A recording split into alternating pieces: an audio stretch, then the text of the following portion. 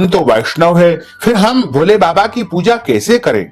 तो हम आपको बता दें कि शिवस्य हृदयम विष्णु, विष्णुश्च हृदयम शिव, यानी शिव के हृदय में विष्णु का निवास होता है और विष्णु जी के हृदय में शिव का निवास होता है। एक दूसरे के दोनों परम भक्त है। इसलिए वैष्णवों को भी महाशिवरात्रि का पूजन अर्चन व्रत करना चाहिए। महाशिवरात्रि की जो कथा धर्म ग्रंथों और पुराणों में लिखी हुई है वो इस प्रकार है। इस ब्रह्म सृष्टि के पद्म कल्प के प्रारंभ में ब्रह्मा विष्णु में परस्पर विवाद उत्पन्न हो गया था। विवाद को शांत करने के लिए भगवान शंकर सहसा दोनों के मध्य में अनादि अनंत ज्योतिर्मय स्तंभ के रूप में प्रकट हो गए। शिवलिंग तयोद्भूतः कोटि सूर्य समप्रभः, यह लिंग निष्कल ब्रह्म निराकार ब्रह्म का प्रतीक है। ब्रह्मा जी उस लिंग के आदि अंत का पता लगाने के लिए श्वेत हंस का रूप धारण करके मन रूपी वायु के वेग से उड़ करके लिंग के ऊपर गए। इधर विष्णु जी लिंग का पता लगाने के लिए कृष्ण वाराह का रूप धारण करके उस लिंग के नीचे की ओर गए।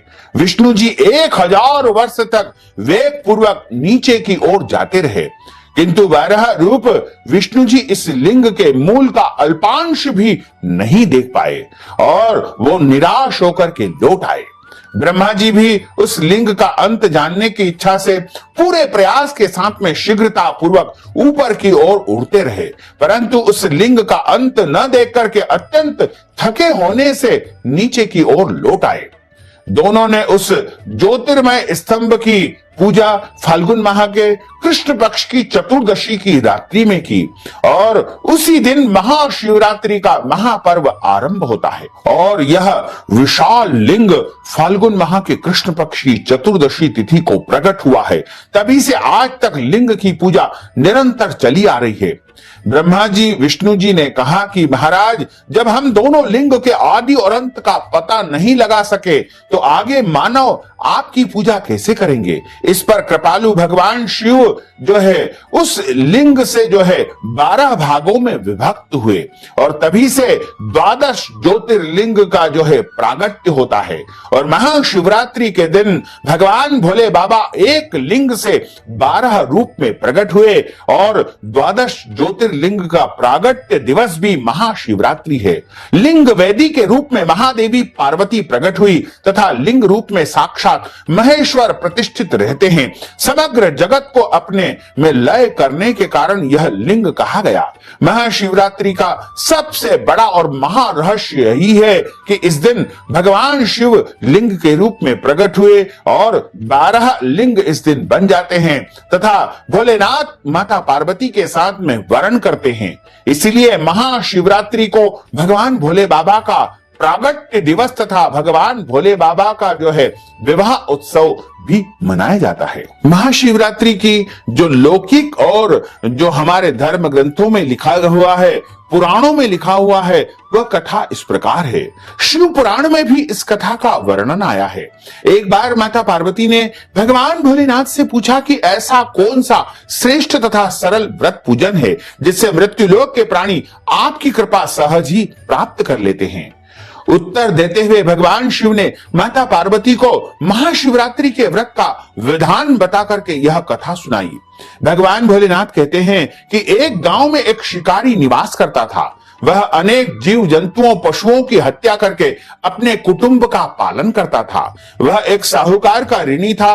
उसने जो है उस साहूकार से बहुत सारा कर्ज ले चुका था, लेकिन उसका ऋण यानी कर्ज समय पर न चुक सका।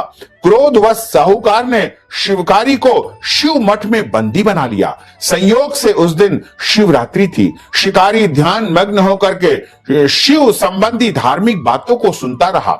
चतुर्दशी को उसने शिवरात्रि की कथा भी सुनी। संध्या होते ही साहूकार ने उसे अपने पास बुलाया और ऋण चुकाने के विषय में बात कही। शिकारी अगले दिन सारा ऋण लौटा देने का वचन देकर के बंधन से छूट गया। अपनी दिनचर्या की भांति वह जंगल में शिकार करने के लिए निकला, लेकिन दिन भर बंदी गृह में रहने के कारण भूख प्यास से व्याकुल था। शिकार करने के लिए वह एक तालाब के किनारे बिल्व पत्र के वृक्ष के ऊपर अपना पड़ाव बना लिया। बिल्व पत्र के वृक्ष के नीचे एक शिवलिंग स्थापित था जो बिल्व पत्रों से ढका हुआ था। शिकारी को उस बात का पता नहीं लगा कि मैं बिल्व पत्र के पेड़ के ऊपर बैठा हुआ हूं और नीचे एक शिवलिंग स्थापित है। वह शिकारी उस पेड़ के ऊपर बैठ करके और वहां पर अपना पड़ाव बना रहा था। पड़ाव बनाते समय उसने जो टहनियां तोड़ी वह संयोग से शिवलिंग के ऊपर जाकर गिरी। इस प्रकार दिन भर भूखे प्यासे शिकारी का व्रत अनायास अचानक ही हो गया और शिवलिंग पर बिल्व पत्र भी उसने अनायासी चढ़ा दिए। यानी अनजाने में उसका व्रत हो गया और अनजाने में ही उसने शिवार्चन यानी शिव जी का पूजन कर लिया। एक प्रहर रात्रि बीत जाने पर एक गर्भिणी मृगी यानी हिरणी उस तालाब पर पानी पीने पहुंची। शिकारी ने धनुष पर तीर चढ़ाकर जो ही प्रत्यंचा खींची, वह हिरणी बोली कि मैं गर्भिणी हूं और शीघ्र ही प्रसव करूंगी। तुम एक साथ 2 जीवों की हत्या कर दोगे, जो ठीक नहीं है। मैं अपने बच्चे को जन्म देकर शीघ्र ही तुम्हारे सामने प्रस्तुत हो जाऊंगी और तुम मुझे मार लेना। शिकारी ने प्रत्यंचा ढीली कर दी और मृगी झाड़ियों में लुप्त हो गई। कुछ देर के बाद एक और मृगी उधर से निकली।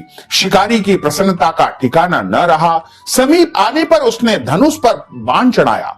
तब उसे देख करके मृगी ने विनम्रता पूर्वक निवेदन किया कि हे पार्थी, मैं थोड़ी देर पहले ही ऋतु काल से निवृत्त हुई हूं, कामातुर विहरणी हूं, अपने प्रिय की खोज में भटक रही हूं। मैं अपने पति से मिलकर के शीघ्र ही तुम्हारे पास चली आऊंगी। शिकारी ने उसे भी जाने दिया। 2 बार शिकार को खो करके उसका माथा ठनक गया और वह चिंता में पड़ गया। रात्रि का आखिरी पहर भी व्यतीत हो रहा था। तभी एक अन्य हिरणी मृगी अपने बच्चों के साथ उधर से निकली। शिकारी के लिए यह स्वर्णिम अवसर था।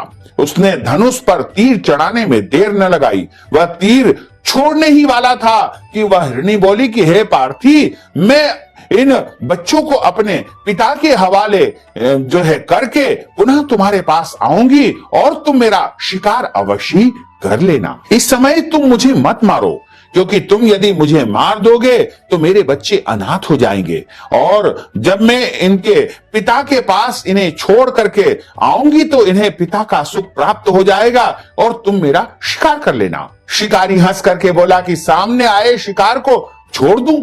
मैं ऐसा मूर्ख नहीं हूं। इससे पहले 2 बार अपना शिकार में खो चुका हूं। मेरे बच्चे भूख और प्यास से तड़प रहे होंगे।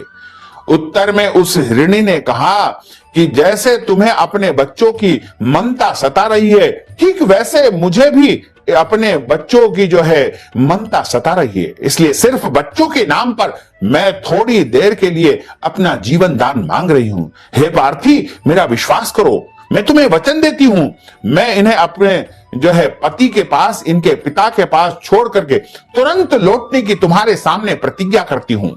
मृगी का दीन वचन सुनकर के शिकारी को उस पर दया आ गई। उसने उस मृगी को जाने दिया। शिकार के अभाव में बेल वृक्ष पर बैठा शिकारी बिल्व पत्र तोड़ तोड़ करके नीचे फेंकता जा रहा था।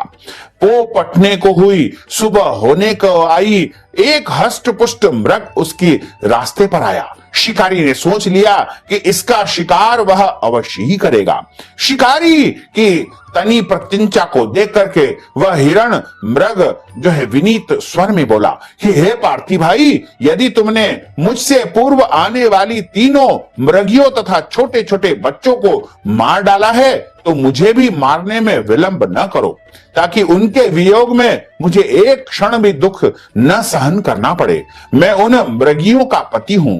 यदि तुमने उन्हें जीवन दान दिया है तो मुझे भी कुछ क्षण जीवन दान देने की कृपा करो। मैं उनसे मिलकर तुम्हारे सामने अवश्य ही उपस्थित हो जाऊंगा, क्योंकि मेरे विरह में वो तड़प तड़प के मर जाएगी और उनका सारा पाप तुम्हें ही भोगना पड़ेगा। उस हिरण की बात को सुनकर के शिकारी के सामने पूरी रात का घटनाक्रम जो है घूमने लगा और उसको पूरी रात की सब बातें याद आ गई। उसने सारी कथा उस हिरण को सुना दी। तब मृग ने कहा कि मेरी तीनों पत्नियां जिस प्रकार से प्रतिज्ञाबद्ध होकर के गई है, मेरी मृत्यु से अपने धर्म का पालन नहीं कर पाएगी। अतः जैसे तुमने उन्हें विश्वास पात्र मान करके छोड़ दिया है, वैसे ही मुझे भी जाने दो। मैं उन सब के साथ में तुम्हारे सामने शीघ्र ही उपस्थित हो जाऊंगा। उपवास, रात्रि जागरण तथा शिवलिंग पर बिल्व पत्र चढ़ाने से शिकारी का हिंसक हृदय निर्मल हो गया। उसमें भगवान शिव की भक्ति का प्रकट हो गया, उसमें भगवत भक्ति का वास हो गया। धनुष तथा बाण उसके हाथ से सहज ही छूट गए। भगवान शिव की अनुकंपा से उसका हिंसक हृदय कारुणिक भाव से भर गया। वह अपने अतीत के कर्मों को याद करके पश्चाताप की ज्वाला में जलने लगा।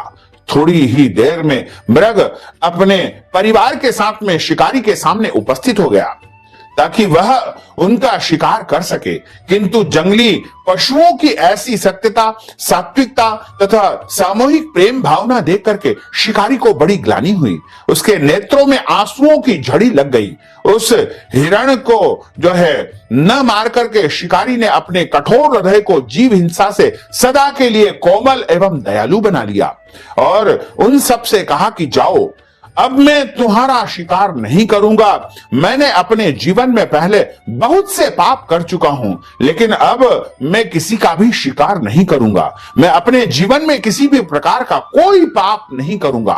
इस प्रकार इस शिकारी ने किसी का भी कोई शिकार नहीं किया और उस दिन जो है, उस दिन महाशिवरात्रि का उसने पूरा पालन किया, व्रत किया, तप किया और भगवान का पूजन अर्चन उसके माध्यम से सहज ही हो गया। और इस पुण्य प्रताप के कारण जो है भगवान भोलेनाथ उससे बहुत प्रसन्न हो गए और प्रसन्न होकर के साक्षात भोलेनाथ उस शिकारी के सामने प्रकट हो गए और उसको मनचाहा वरदान दिया और वह शिकारी दिव्य रूप धारण करके सशरीर शिवलोक को चला गया। और सभी जो हिरण परिवार था वह भी भगवान की कृपा से जो है दिव्य रूप को धारण करके शिवलोक को प्राप्त हो गया। इस प्रकार इस कथा को जो कोई भी सुनाता है या सुनता है, उसके जीवन की समस्त मनोकामनाएं पूर्ण हो जाती है और भगवान भोलेनाथ की अपार कृपा आप उसके जीवन पर अवश्य ही बरसने लगती है। बोलिए भोलेश्वर भगवान की जय, काशी विश्वनाथ भगवान की जय।